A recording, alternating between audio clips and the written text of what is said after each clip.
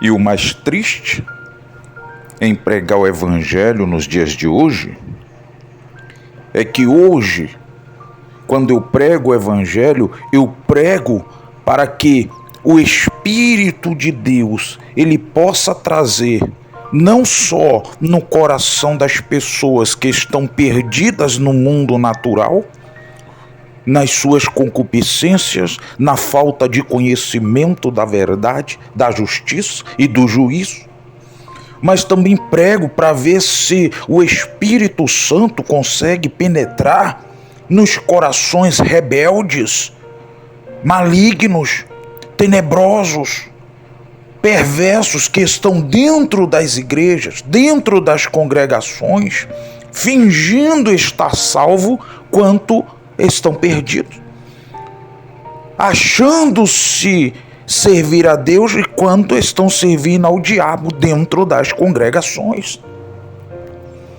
E transmitindo a palavra de Deus e os valores e princípios e a ética imutável das Escrituras e dos Evangelhos somente aos perdidos e não estão se submetendo com os seus corações profanos, rebeldes e endurecidos, rejeitando a correção à luz das Escrituras sagradas. Quando nós podemos perceber que no Evangelho de Lucas, no seu capítulo 1, e verso 21, quando o nosso Mashiach, Yeshua HaMashiach, nasceu em carne, como ser humano sobre a face da terra, de uma virgem santa, salva, prudente, zelosa e obediente, agraciada e achou graça diante do seu Criador.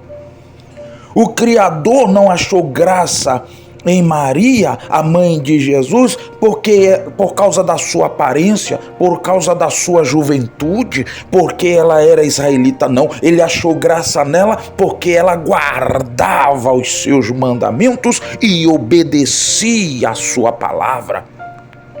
Haja vista que os mandamentos do Senhor e a palavra do Senhor consistia nos 5 primeiros livros, nos salmos, nos profetas e nos livros de cânticos poéticos dado ao povo de Israel. Maria achou graça diante do seu Senhor, do seu Criador, em um tempo de alta apostasia do povo de Israel. A mistura entre o que é santo e o que era profano, entre o que era justo e o que era ímpio, entre o que era certo e o que era errado, entre o que agradava a Deus e o que Deus odiava e o que Deus abominava, estavam em aliança, estavam de mãos dadas dentro de Israel, dentro de Judá, dentro de Jerusalém. O sagrado templo que era para a honra e glória, humilhação do povo de Israel, onde eles deveriam se humilhar, orar, buscar a face do Senhor e a cada dia se converter dos seus maus caminhos, eles estavam profanando e andando de acordo às culturas pagãs das outras nações, imposta liberalmente por Satanás, trazendo assim a ira de Deus sobre os filhos da desobediência na terra sagrada, na terra santa do Senhor, onde eles deveriam ser o exemplo a todas as nações de sobre a face da terra, em toda a sua maneira de viver, de orar, de buscar, de se converter, de adorar ao único e suficiente Deus verdadeiro, qual outrora não houve, não há e nunca há de haver Deus além do que a Bíblia Sagrada nos revela. E o povo estava estavam mortos em seus pecados, em suas ações, em suas concupiscências, dizendo servir a Deus e servindo a si mesmo, aos seus desejos, aos seus prazeres, às suas idolatrias, às suas prostituições, aos seus adultérios, às suas corrupções, às suas profanações, contaminando o templo do Senhor com os sacrifícios vãs e inúteis, o qual está escrito nas Escrituras Sagradas, no livro pelo profeta Samuel, que quando ele repreendeu Saul, ele lhes perguntou: tem o Senhor mais prazer em que se faça sacrifício do que se obedeça a sua palavra? De que se obedeça a sua voz, de que se obedeça às suas direções, os seus valores, os seus princípios, os seus pilares estabelecidos em palavras, para que aquele que se aproxima dele creia, obedeça e submeta-se à sua vontade, para gozar de vida e paz, não só na terra, mas também na eternidade. E o povo, o pior de tudo, era que aquele povo não aceitava ser corrigido, não aceitava receber a verdade dos seus atos, das suas ações, das suas contaminações, dos seus pecados, das suas injustiças, das suas iniquidades.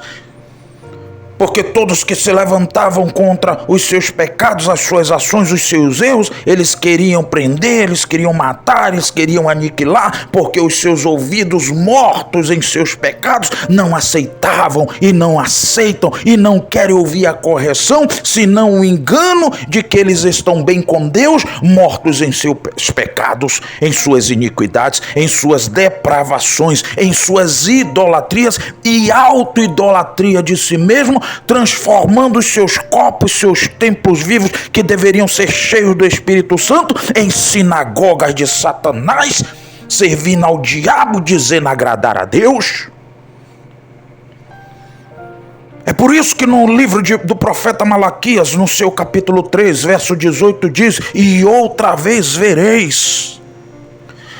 Você não vai só saber, você vai ver. Você não vai só ouvir, você vai ver a diferença entre o justo e o ímpio, entre o justo e o injusto, entre o que é santo e o que é profano, entre o que é verdadeiro e o que é mentiroso, porque aqueles que são verdadeiramente do Senhor não transformam os seus corpos em mentira, mas vivem em direção àquilo que a natureza, pelo próprio Criador, se brota, se renova a cada dia.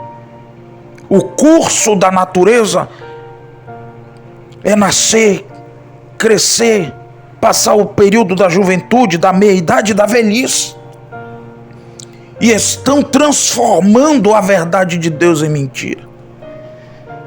O livro de Lucas, capítulo 1, verso 21 diz: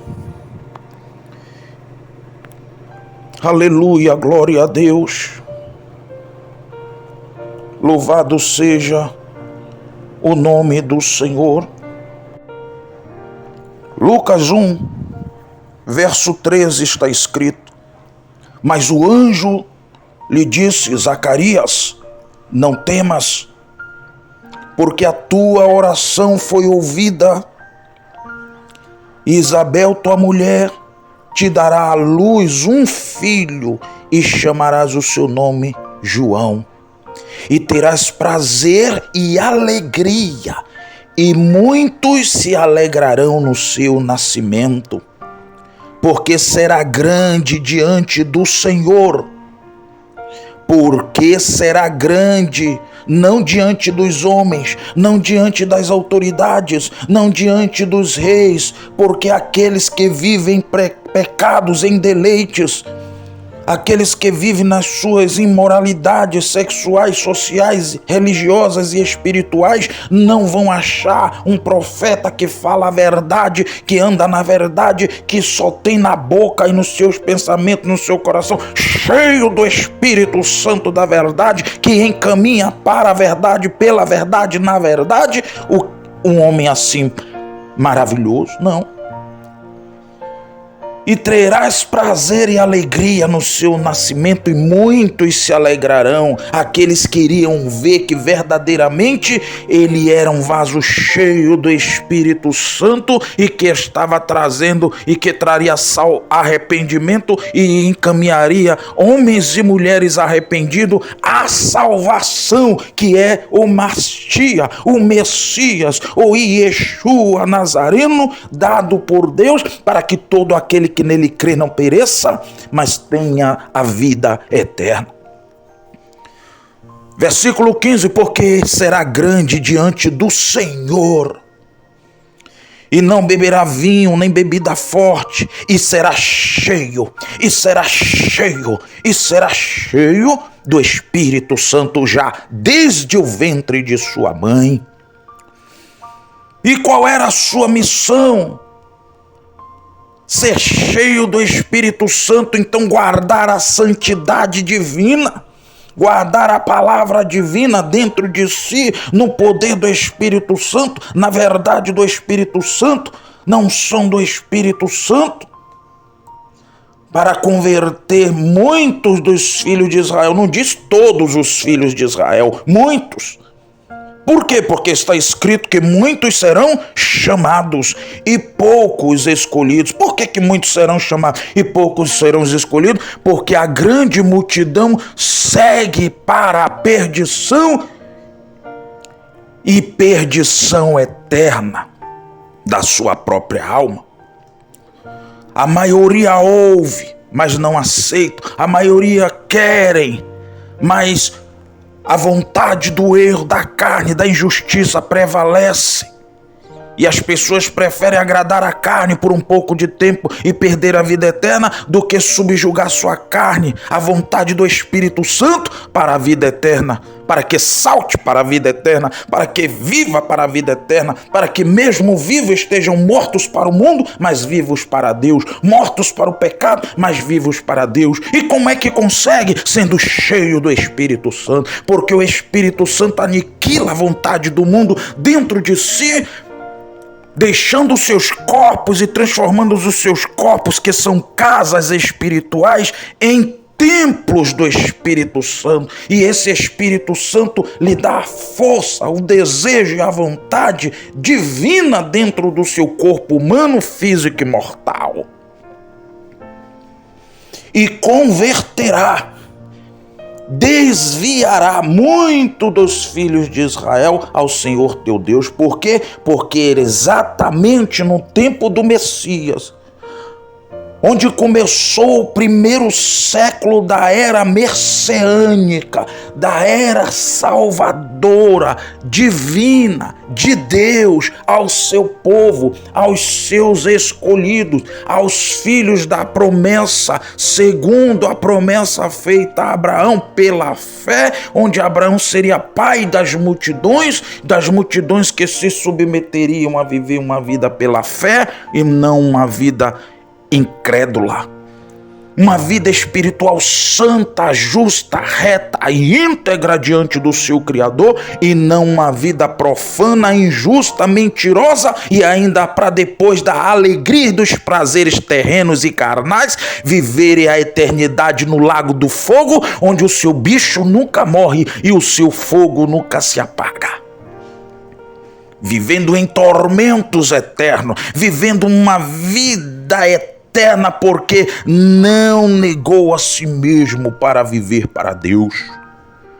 Não negou os seus prazeres, os seus deleites, os seus vícios, as suas imoralidades, as suas idolatrias, aos seus erros, aos seus maus caminhos para servir a Deus. Então, a parte que se dá aos incrédulos e desobedientes é no lago do fogo. Disse o Messias, onde o seu bicho nunca morre e o seu fogo nunca. Não é passageiro, não é por pouco tempo, é eterno. eterna e eternidade, as chamas devorando aquele corpo e aquela alma que perderam a oportunidade, grande oportunidade de vida eterna, através dos evangelhos, através das santas escrituras, através das palavras que são vivas e eficazes para transformar, para libertar o homem dos seus maus caminhos, dos seus pecados, porque está escrito no Evangelho de João, capítulo 8, versículo 32, e conhecereis a verdade, e a verdade vos libertará. Mas está escrito que os homens amaram mais as trevas do que a luz. Amaram e serviram mais a criatura do que o seu Criador. Então vem o salário, onde está escrito em Romanos 6, 23, que o salário, a recompensa do pecado é a morte, e morte eterna. Porque o dom gratuito de Deus, pelo arrependimento e pela justiça divina, é a vida eterna para todos aqueles que negaram a si mesmo, tomaram a cada dia a sua cruz e seguiram ao Rei dos Reis e ao Senhor dos Senhores, crucificando assim a sua carne com as suas vontades, as suas paixões, os seus desejos ilícitos, as suas concupiscências, os seus vícios, os seus erros, as suas injustiças, as suas corrupções, para viver segundo a vontade de Deus, crucificados no Calvário com Cristo, mas vivos, santos, agradáveis a Deus, em uma vida sã, irrepreensível, diante dos homens e diante do seu Criador, e também diante do inferno e das trevas, que não podem lhe tocar pela obediência que tu tens à palavra de Deus, a palavra da verdade, que é viva, santa e eficaz.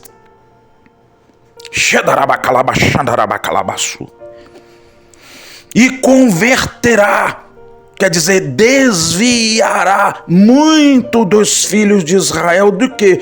Converterá de quê? Dos seus pecados, das suas idolatrias, das suas apostasias, porque o povo estava vivendo de acordo, os sacerdotes, os sumos sacerdotes, que eram hipócritas, que eram mentirosos. Eles falavam nos sábados a palavra, as escrituras sagradas, mas não viviam, não obedeciam. Estava seguindo a Roma profana, estava seguindo a profanação romana, dos soldados romanos, dos imperadores romanos da época, que subjugavam Israel. Por isso eles diziam que eles eram amigos de César e não de Deus. Eles serviam aos homens, aquele povo político, e os regentes, e os juízes, e os líderes da cidade judaica, que tinham a responsabilidade do oráculo e deveriam ser o exemplo para os povos da sua nação e o exemplo para toda a face da terra dentro de Israel. E converterá muito dos filhos de Israel ao Senhor seu Deus. E como ele faria isso? Irá diante dele no espírito e poder de Elias, para converter os corações dos pais aos filhos. Quando ele fala dos pais aos filhos, ele não está falando somente de forma genética, ele está falando também de forma espiritual. O profeta dos profetas João Batista, que estava ao Rio Jordão pregando o arrependimento, ele iria converter o coração de muitos dos filhos de Israel aos pais, quer dizer, ele iria voltar aos primórdios, aos princípios, às colunas, à moralidade dada nos 10 mandamentos do Senhor, no decálogo divino, no livro de Êxodo, a partir do capítulo 20 e o versículo 1. Ele iria trazer princípios e valores que estavam mortos, que estavam sendo insignificantes. A liderança atual nos dias de João o Batista, onde se iniciou o primeiro século pelo nascimento do Messias. Ele iria trazer princípios, valores, ia levar o povo à obediência aos mandamentos do Senhor, porque está escrito que Ele ama aos que amam a Ele, e os que guardam os seus mandamentos são os que o amam. Aqueles que não guardam os seus mandamentos não são amados do Senhor, mas a ira de Deus sobre eles permanece. Por quê? Porque desobediência afasta o ser humano de Deus, e por sua vez a ira de Deus permanece sobre eles, porque eles estão presos pelo espírito da desobediência, que opera nos filhos da desobediência, pelo recusar submeter-se à vontade divina, pelas escrituras e palavras sagradas, que são vivas, fiéis, justas e verdadeiras, para dar ao homem a transformação e o novo nascimento da água e do Espírito, fazendo esse homem ter reconciliação com seu Criador, porque estavam perdidos em seus muitos pecados. Naquela época, estava filho contra pai, pai contra filho dentro de Israel, dentro de Jerusalém, dentro de Judá. Os espíritos da desobediência tomaram conta da grande maioria das casas dentro de Israel. E o povo justo que se achava em Judá e em Jerusalém estava sofrendo por ver o seu povo em uma decadência espiritual e idólatra tão grande, que eles oravam ao Senhor, iam ao templo do Senhor buscar socorro e misericórdia do Senhor, como nós vemos o exemplo de dois anciões, Simeão e Ana, que não se afastavam do templo, como nos afirma as Escrituras, orando, rogando, se humilhando em jejuns e rogos, orações, pedindo a Deus o socorro, a misericórdia e a salvação depressa, antes que o povo perecesse em seus pecados. Irá diante dele no espírito e poder de Elias, para converter os corações dos pais aos filhos e os rebeldes à prudência dos justos, quer dizer, trazer o povo à luz das Escrituras sagradas. A prudência do justo é a palavra de Deus. Livro de Provérbios, no seu capítulo 13, e no versículo 13 está escrito, Provérbios, olha o que diz, irmãos queridos, as Sagradas Escrituras, que não erra, que não mente, que não engana, o que despreza a palavra, o que despreza as Escrituras, o que despreza a prudência dos justos, o que despreza os mandamentos do Senhor, o que despreza a salvação, a vida eterna, perecerá. Perecerá, morrerá, será condenado à eternidade no lago de fogo eterno. O que despreza a palavra perecerá, mas o que teme o mandamento será galardoado. A doutrina do sábio, verso 14, é uma fonte de vida para desviar dos laços da morte. O que despreza a palavra perecerá, mas o que teme o mandamento será galardoado, será abençoado, terá galardão. Está escrito à igreja de Filadélfia: guarda, pois, o que tens. Apocalipse 3. Guarda o que tens, para que ninguém roube a tua coroa. Então o galardão representa a coroa, representa o presente de Deus para aqueles que não viveram conforme as suas palavras, mas viveram conforme a palavra de Deus, temendo o mandamento e recebendo agora o presente, o galardão da justiça divina pela obediência. Por quê? Porque a doutrina, do sábio. Quem são os sábios? Aqueles que guardam a sua palavra e que pregam a verdadeira justiça, sã doutrina e sabedoria, que são as escrituras sagradas e os evangelhos e as epístolas de Gênesis a Apocalipse, ensinando às pessoas o que é santo, o que é fiel, o que é justo, o que é verdadeiro, e sem obediência, pela graça e misericórdia de Yeshua HaMashiach, ninguém alcançará a vida eterna. Por quê? Porque a doutrina do sábio, a doutrina do prudente, a doutrina do zeloso, a doutrina do obediente é uma fonte de vida. Para quê? Para desviar dos laços da morte.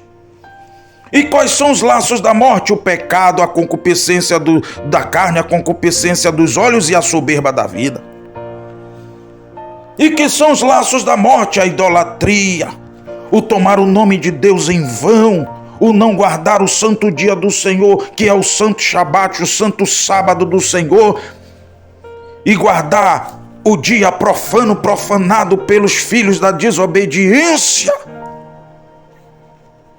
Então você obedece aos homens e não obedece ao que os mandamentos falam. Então você não se desviou dos laços da morte. Se você tem um dia, o dia primeiro, como o santo dia do Senhor, você quebra um mandamento, você quebra um princípio, você quebra um valor, você quebra a palavra de Deus. E quebrou uma palavra de Deus, quebrou todos. Então você está perdido em todos os mandamentos, porque não obedece somente um. O que despreza a palavra perecerá. Se você despreza o Shabat como se ele não fosse mais significante nos dias de hoje, então você desprezou a palavra, você vai perecer, porque você quebrou todos os mandamentos por quebrar só uma palavra dos 10. Mas o que teme o mandamento, e que mandamento é esse? O primeiro de todos. Está lá no livro de Deuteronômio. E qual é o primeiro mandamento de todos?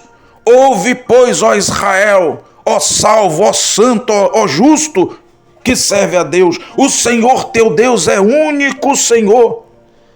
Amarás, pois, ao Senhor teu Deus de todo o teu pensamento, de todo o teu coração e com todas as suas forças. Quando ele diz de todos os seus pensamentos, de todo o seu coração e com todas as suas forças, ele está dizendo, ou é tudo ou é nada. Ou é 100% de si para Deus, ou é nada de si para Deus. Porque Deus não aceita o homem por pedaço, nem pela metade. Ou o homem se entrega de espírito, alma e corpo, ou o corpo, a alma e espírito estão perdidos diante do seu Criador. Então por isso que ele converteria muitos e não todos os filhos de Israel. E irá diante dele no espírito e poder de Elias e converterá o coração dos pais aos filhos e os rebeldes à prudência dos justos, com o fim de preparar ao Senhor um povo bem disposto.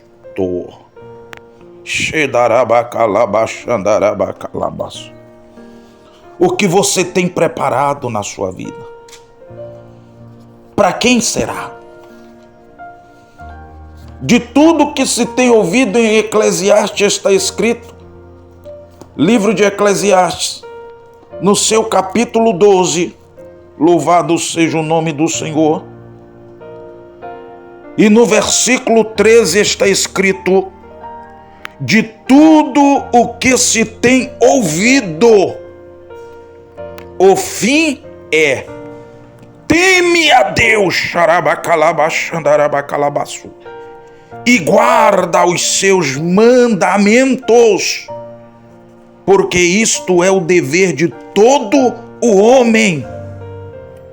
Porque Deus há de trazer o que? A juízo. Por isso está escrito que nos dias atuais o Espírito Santo é quem nos convence do pecado, da justiça e do juízo.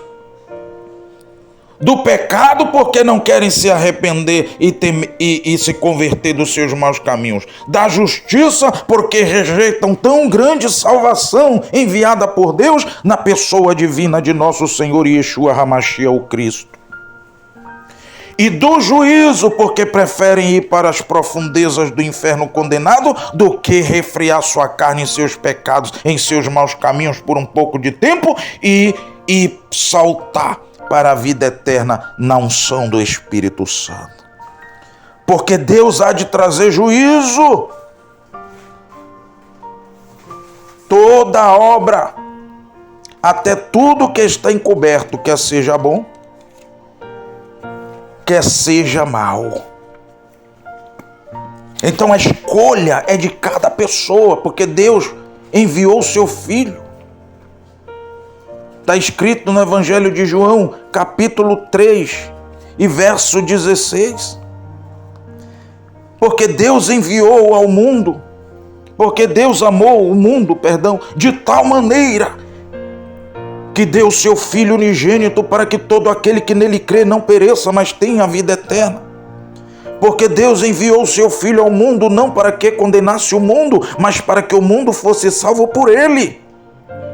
Quem crer nele não é condenado, mas quem não crê já está condenado, porquanto não crê no nome do unigênito Filho de Deus, não crê na sua justiça, não crê em tão grande salvação, não crê em tão grande libertação, porque ele é o caminho e a verdade e a vida, e ninguém vem a Deus, ninguém vem ao seu Pai, ninguém vem ao Criador, senão por ele.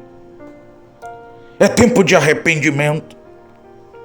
E quem mais precisa de arrependimento são vocês, incrédulos, rebeldes, mentirosos, fazendo dos seus corpos a vaidade mundana dessa nova era atual, vivendo para si, vivendo para o mundo, imitando as pessoas do mundo dentro das congregações, vivendo a vaidade, a moda, o mundanismo dentro das congregações, e os pastores profanos que não estão preocupados com as suas almas, não têm lhes pregado a verdade divina conforme o Senhor tem mandado.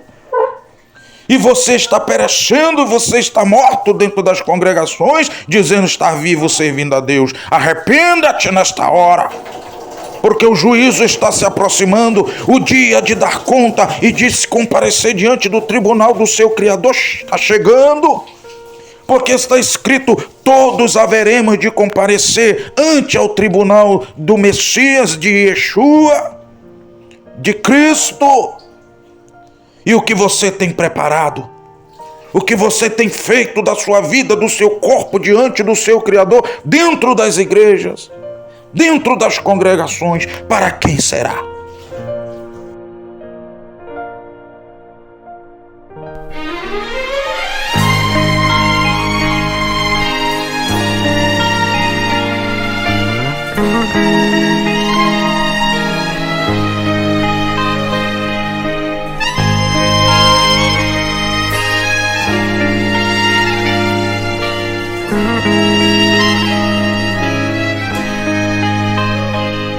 Pessoalmente, como eu e todos nós, ó Jesus, queria tanto te encontrar, pra só pedir o teu perdão pelo que sofreste em meu lugar.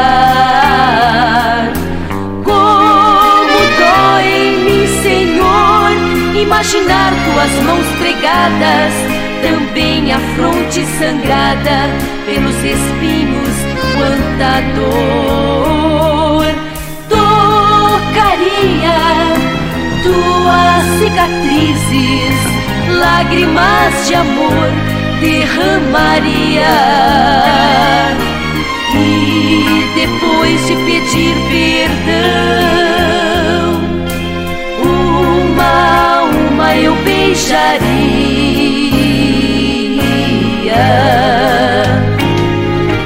Como dói em mim pensar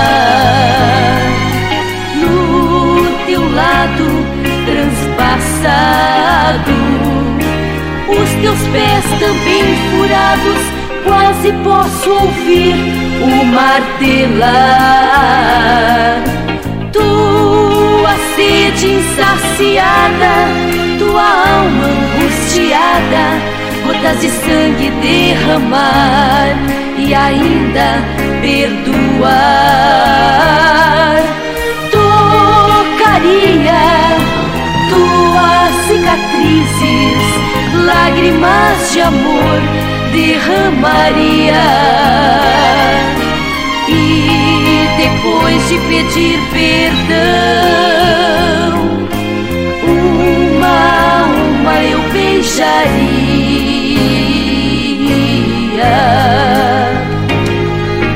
Como pudeste, meu Jesus, suportar tamanho sofrimento? Então, já morrendo, do ladrão ainda se lembrar. Eu agora quero, Senhor, afagar tuas cicatrizes, modificar teu semblante triste, te amar pra te alegrar.